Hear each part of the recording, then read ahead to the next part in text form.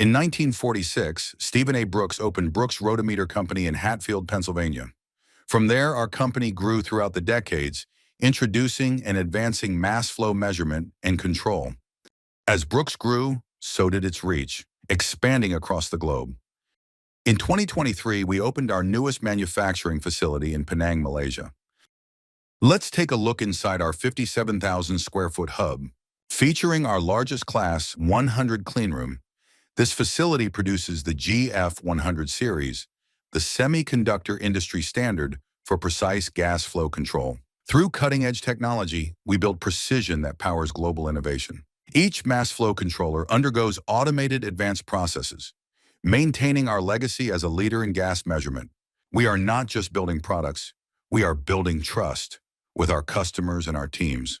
From the United States to Korea to Malaysia to the world, each product reflects our commitment to performance, built on decades of innovation. Visit our website at brooksinstrument.com to learn more. Brooks Instrument, beyond measure.